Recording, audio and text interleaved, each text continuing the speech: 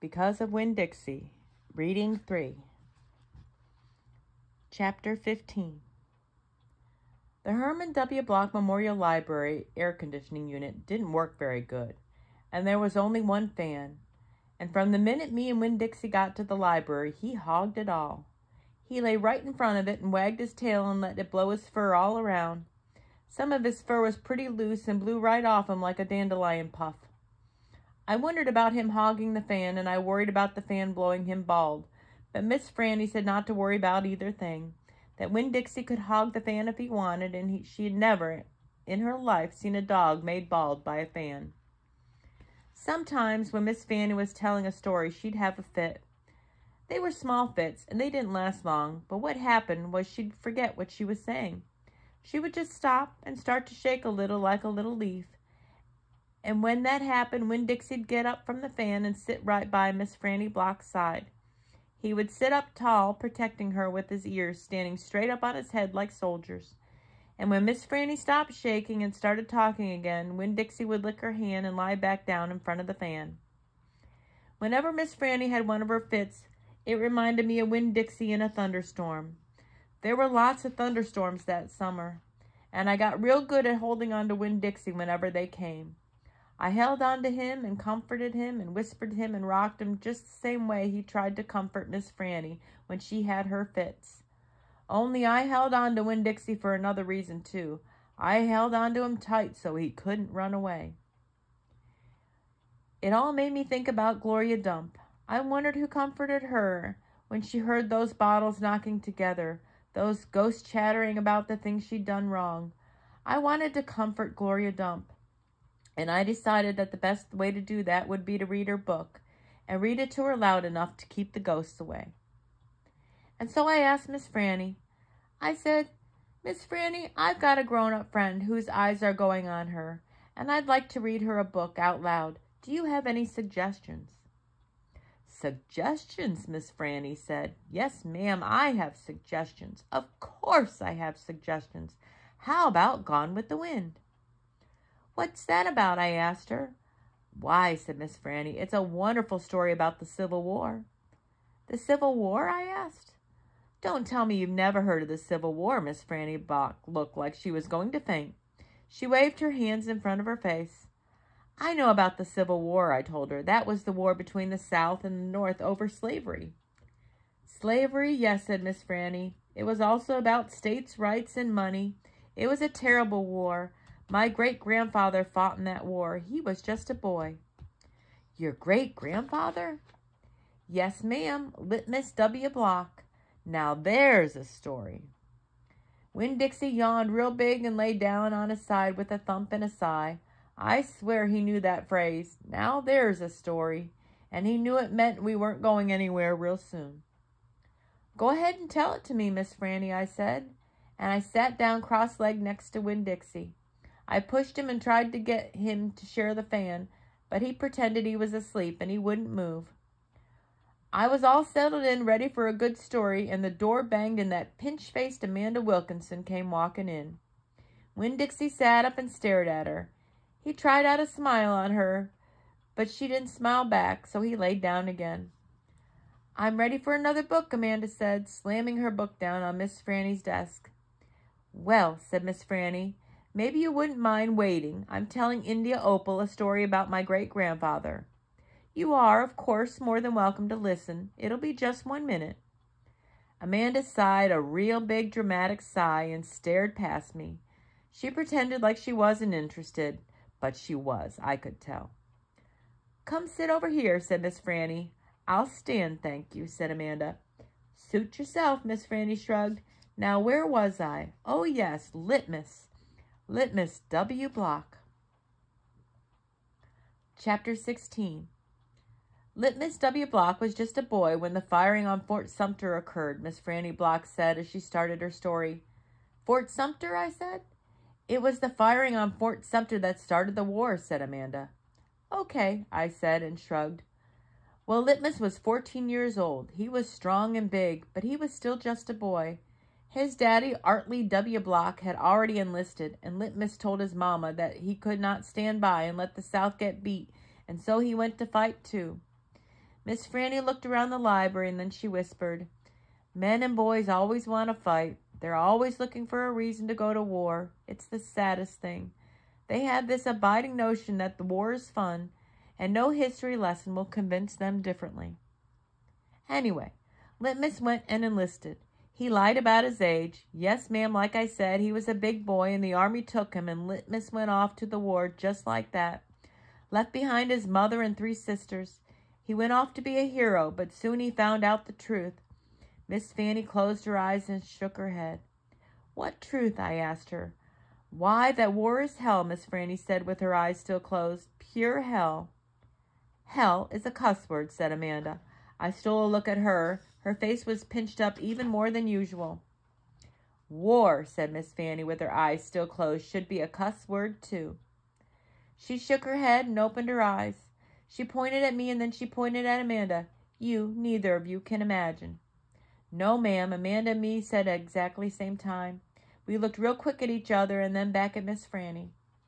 "You cannot imagine. Litmus was hungry all the time, and he was covered with all manner of vermin, fleas and lice, and in the winter he was so cold he thought for sure he would freeze to death.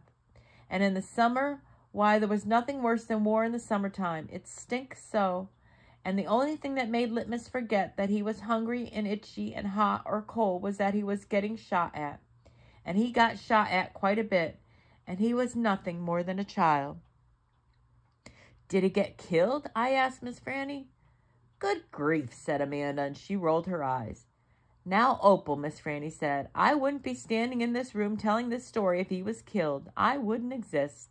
No, ma'am, he had to live. But he was a changed man. Yes, ma'am, a changed man.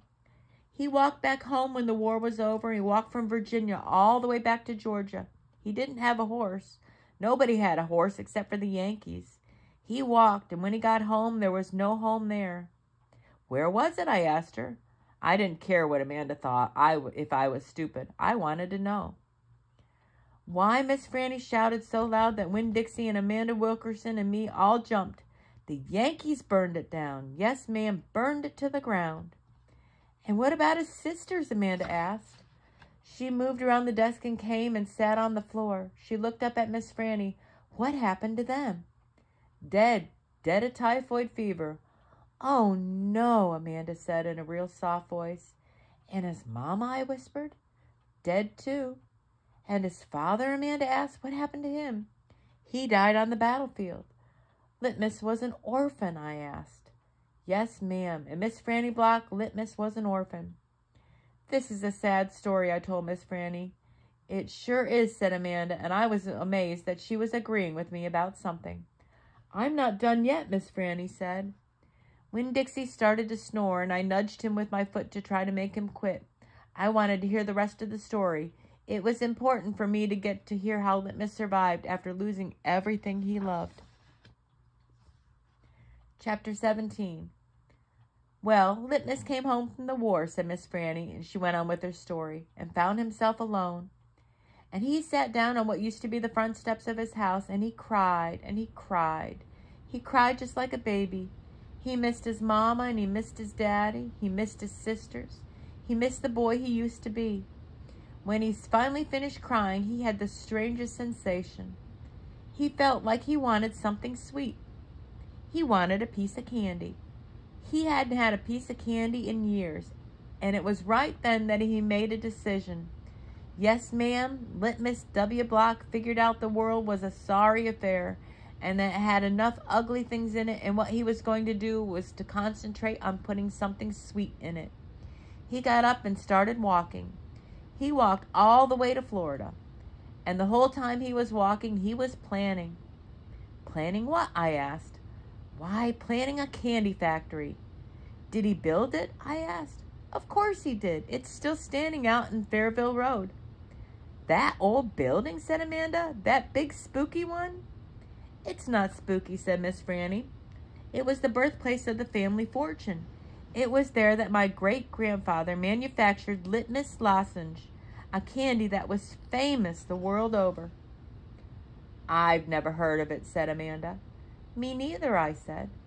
Well, said Miss Franny, they aren't making them anymore. The world, it seems, has lost its appetite for litmus lozenges, but it still happened to have a few. She opened the top drawer of her desk. It was full of candy. She opened the drawer below that. It was full of candy, too. Miss Franny Block's whole desk was full of candy. Would you care for a litmus lozenge? She asked Amanda and me. Yes, please, said Amanda. Sure, I said. Can Winn-Dixie have one, too? I've never known a dog that cared for a hard candy, said Miss Franny, but he's welcome to try one. Miss Franny gave Amanda one litmus lozenge and me two. I unwrapped one and held it out to Winn-Dixie. He sat up and sniffed it and wagged his tail and took the candy from between my fingers real gentle. He tried to chew on it, and when that didn't work, he swallowed the whole thing in one big gulp. Then he wagged his tail at me and lay back down. I ate my litmus lozenge slow. It tasted good.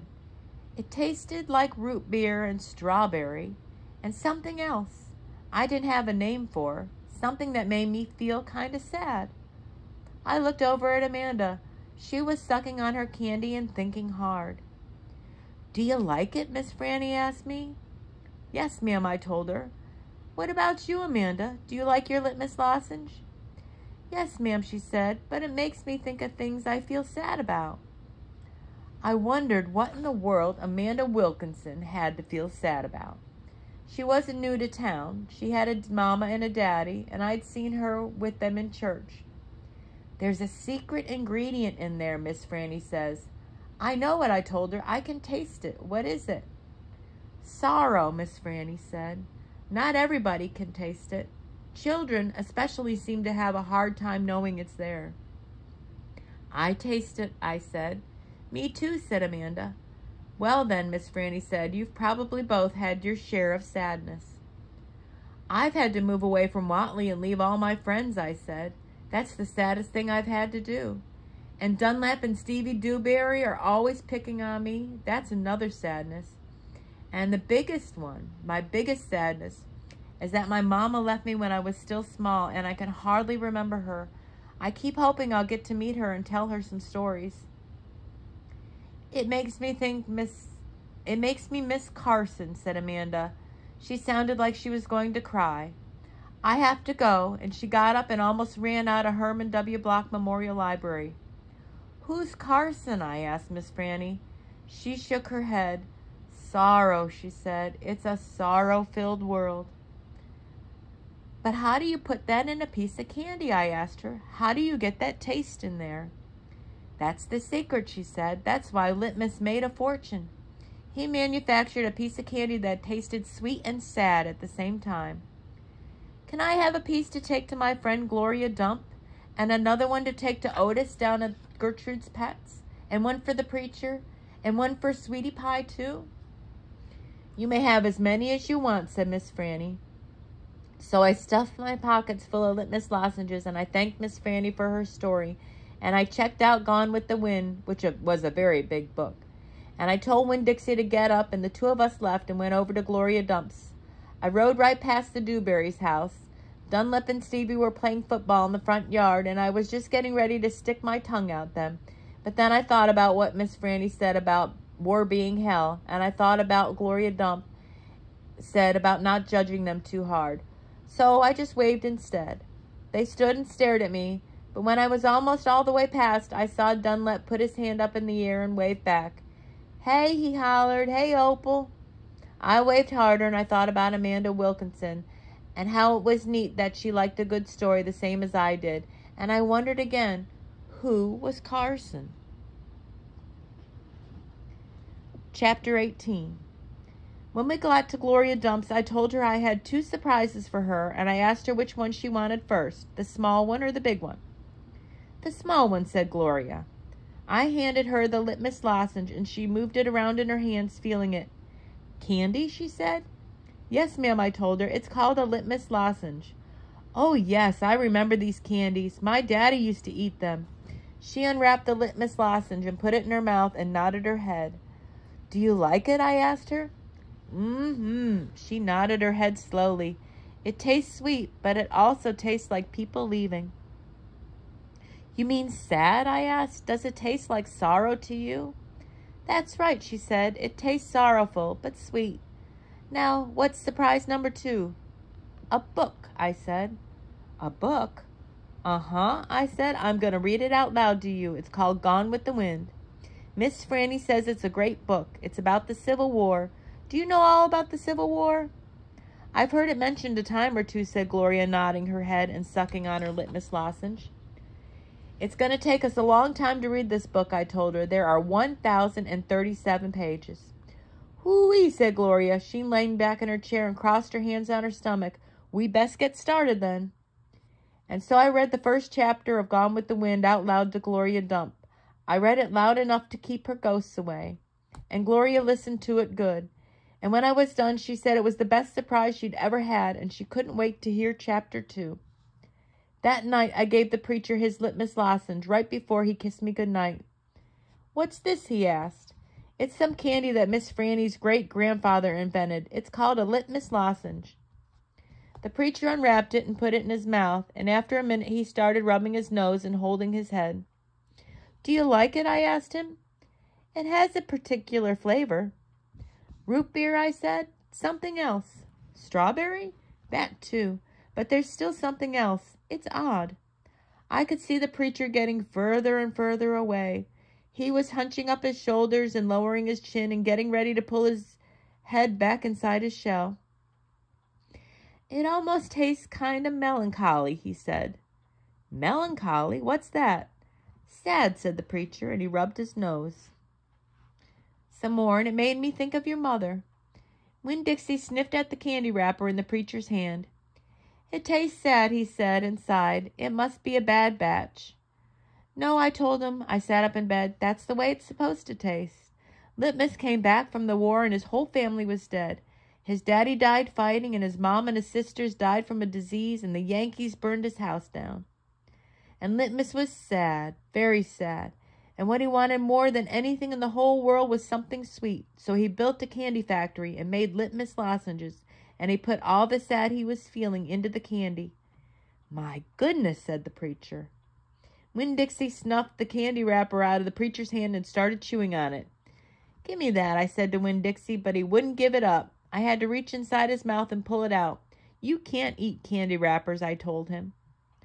The preacher cleared his throat. I thought maybe he was going to say something important, maybe tell me another thing that he remembered about my mama. But what he said was, Opal, I had a talk with Mrs. Dewberry the other day. She said that Stevie says that you called him a bald-headed baby. It's true, I said. I did. But he calls Gloria Dump a witch all the time, and he calls Otis retarded.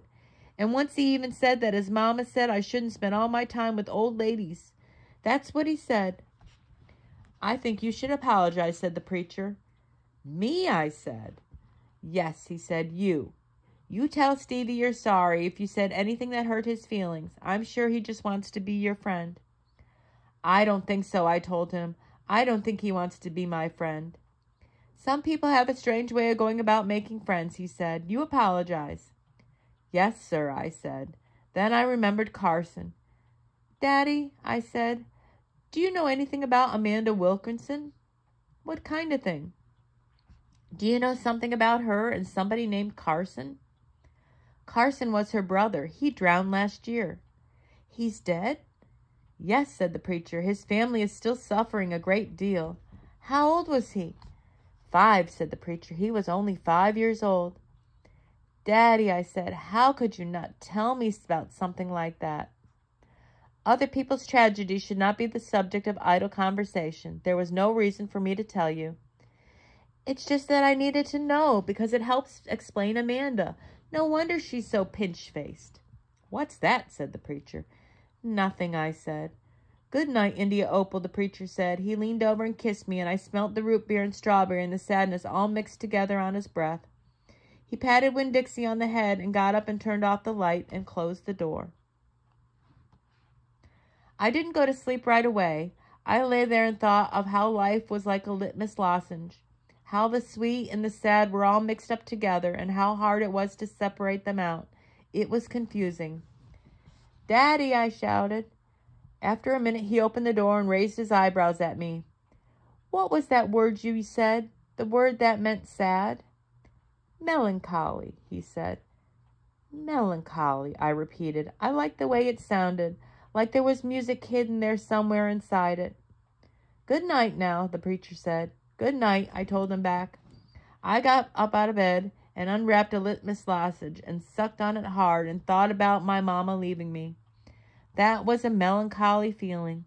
And then I thought about Amanda and Carson, and that made me feel melancholy too. Poor Amanda and poor Carson. He was the same age as Sweetie Pie, but he would never get to have his 6th birthday party.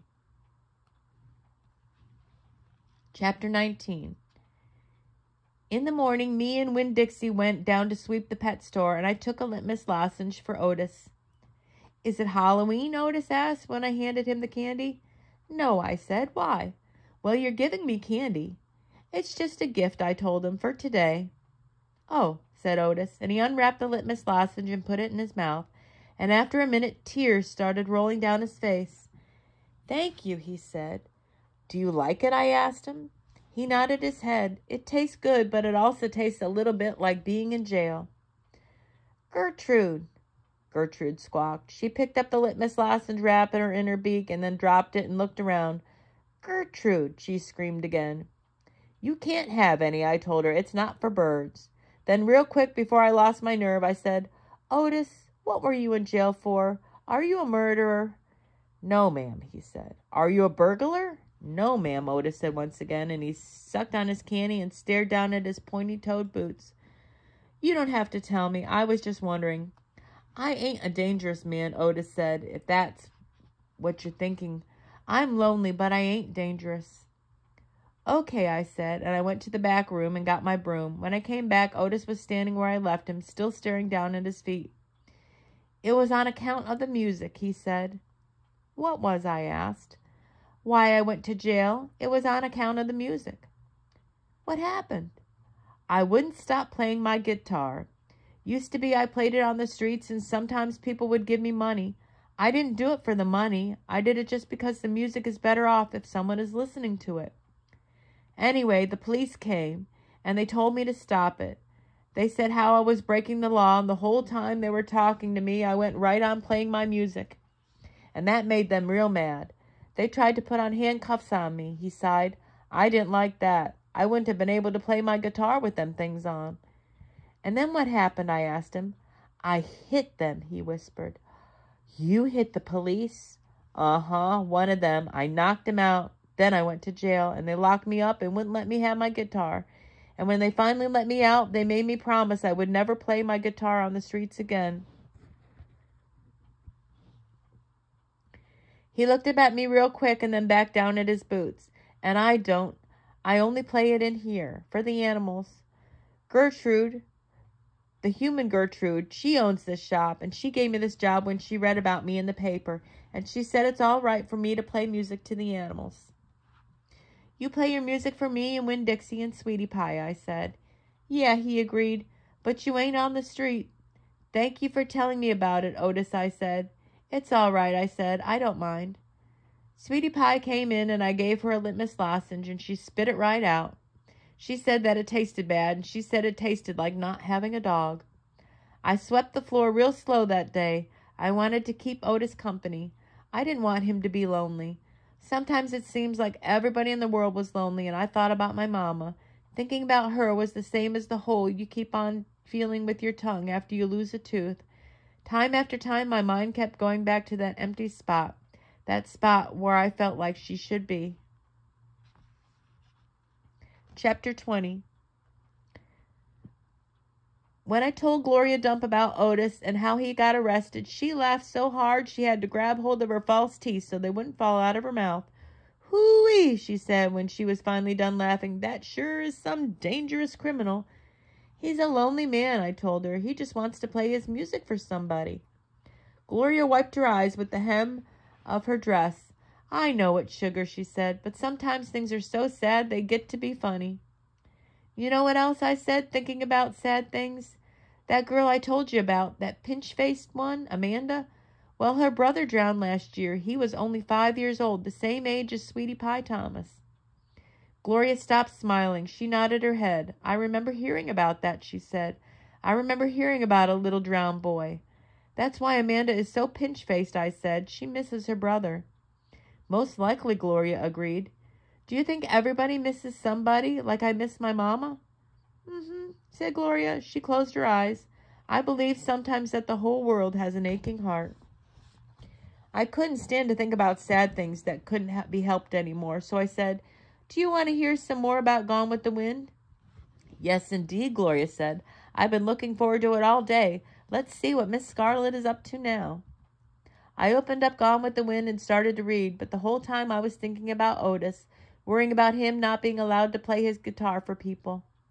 In the book, Scarlet was looking forward to going to a big barbecue where there was going to be music and food. That's how I got the idea. That's what we need to do, I said, and slammed the book shut.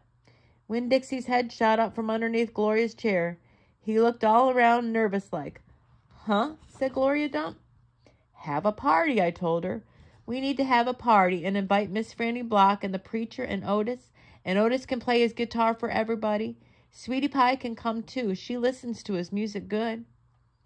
We who? Gloria asked. We, me and you. We can make some food and have a party right here in your yard. Said Gloria Dump. We could make peanut butter sandwiches and cut them up in triangles and make them look fancy. Lord, says Gloria Dump, I don't think the whole world likes peanut butter as much as you and me and this dog. Okay, then, I said, we could make egg salad sandwiches. Adults like those. You know how to make egg salad? No, ma'am, I said. I don't have a mama around to teach me things like that. But I bet you know. I bet you could teach me, please. Maybe, said Gloria Dump. She put her hand on Winn-Dixie's head. She smiled at me. I knew she was telling me yes. Thank you, I said. I went over and hugged her, and I squeezed her real hard.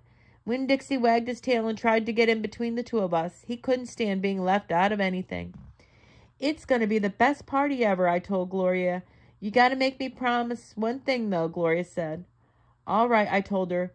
You've got to invite those Dewberry boys. Dunlap and Stevie? Ain't going to be no party unless you invite them. I have to? Yes, said Gloria Dump. You promise me. I promise, I said. I didn't like the idea, but I promised. I started inviting people right away. I asked the preacher first. Daddy, I said. Opal, the preacher said back. Daddy, me and Winn-Dixie and Gloria Dump are having a party. Well, said the preacher, that's nice. You have a good time. Daddy, I said, I'm telling you because you're invited. Oh, said the preacher, and he rubbed his nose. I see. Can you come? I asked him. He sighed. I don't see why not, he said. Miss Franny Block took to the idea right away. A party, she said, and clapped her hands together. Yes, ma'am, I told her, it'll be kind of like the barbecue at the 12 Oaks and Gone with the Wind. Only it's not going to be as many people, and we're going to serve egg salad sandwiches instead of barbecue. That sounds lovely, Miss Franny said, and then she pointed at the back of the library and whispered, Maybe you should ask Amanda, too. She probably won't want to come, I said. She doesn't like me very much. Ask her and see what she says, Miss Franny whispered. So I walked to the back of the library and I asked Amanda Wilkerson in my best manners voice to please come to my party, and she looked around all nervous and stuff. A party, she said. Yes, I said. I sure would like it if you could come. She stared at me with her mouth open. Okay, she said after a minute. I mean, yes, thank you. I would love to. And just like that, I promised Gloria, I asked the Dewberry boys. I ain't going to no party at a witch's house, Stevie said. Dunlap knocked Stevie with his elbow. We'll come, he said. We will not, said Stevie. That witch might cook us up in her big old witch's pot. I don't care if you come or not, I told them. I'm just asking because I promised I would. We'll be there, said Dunlap, and he nodded at me and smiled. Sweetie Pie was very excited when I invited her. What's the theme, she asked. Well, there isn't one, I said. You've got to have a theme, she told me. She stuck her knuckle in her mouth and then pulled it back out. It ain't a party without a theme. Is the dog coming? She asked. She wrapped her arms around Winn-Dixie and squeezed him so hard that his eyes almost popped out of his head. Yes, I told her. Good, you could make that the theme. It could be a dog party. I'll think about it, I told her. The last person I asked was Otis. I told him all about the party and that he was invited, and he said no, thank you. Why not? I asked. I don't like parties, said Otis. Please, I begged. It won't be a party unless you come. I'll give you a whole free week of sweeping and arranging and dusting if you come to the party. That's what I'll do. A whole week for free, Otis said, looking up at me. Yes, sir, I told him. But I don't have to talk to people, right? No, sir, I said. You don't, but bring your guitar. Maybe you could play us some music. Maybe, said Otis. He looked down at his boots again real quick, trying to hide his smile. Thank you, I told him. Thank you for deciding to come.